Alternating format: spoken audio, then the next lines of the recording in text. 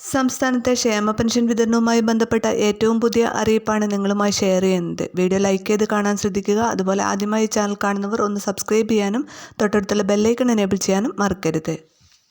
സംസ്ഥാനത്ത് ജനുവരി മാസത്തെ ക്ഷേമ പെൻഷനും ഒരു മാസത്തെ കുടിശ്ശിക വിതരണവും പൂർത്തിയായിക്കൊണ്ടിരിക്കുകയാണ്. ഇനി ഫെബ്രുവരി മാസത്തെ ക്ഷേമ പെൻഷനും അതുപോലെ തന്നെ 3 മാസത്തെ കുടിശ്ശിക 4800 രൂപയുമാണ് ഇനി വിതരണം ചെയ്യാനുള്ളത്. അതേസമയം മന്ത്രി KN ബാലഗോപാൽ തൻ്റെ 5ാമത്തെ സംസ്ഥാന ബജറ്റ് ഫെബ്രുവരി 7-ന് നടത്താനിരിക്കെ ക്ഷേമ പെൻഷൻ വർധനവ് പ്രഖ്യാപിച്ചേക്കുമെന്ന് സൂചന. നിലവിൽ 1600 രൂപ വീതമാണ് ക്ഷേമ പെൻഷൻ നൽകുന്നത്.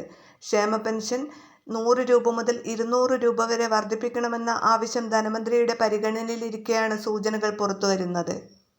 പ്രതിമാസം പെൻഷൻ കൈപ്പറ്റുമ്പോൾ തന്നെ മസ്റ്റർ ചെയ്യുന്ന പരിഷ്കാരവും ആലോചനയിലുണ്ട്.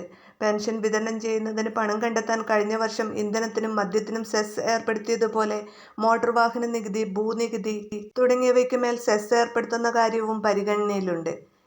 ഫെബ്രുവരി 7-ന് രാവിലെ 9-ന് ധനമന്ത്രി KN ബാലഗോപാൽ തൻ്റെ 5ാമത്തെ ബജറ്റ് നിയമസഭയിൽ അവതരിപ്പിക്കും.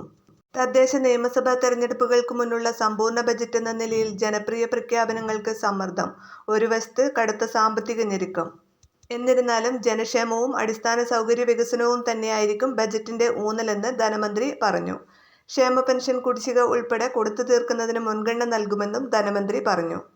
ഫെബ്രുവരി മാസം 1600 രൂപ തന്നെയായിരിക്കും വിതരണം ചെയ്യുക. ഫെബ്രുവരി 24, 25 തീയതികളിലായിരിക്കും വിതരണം നടത്തുക.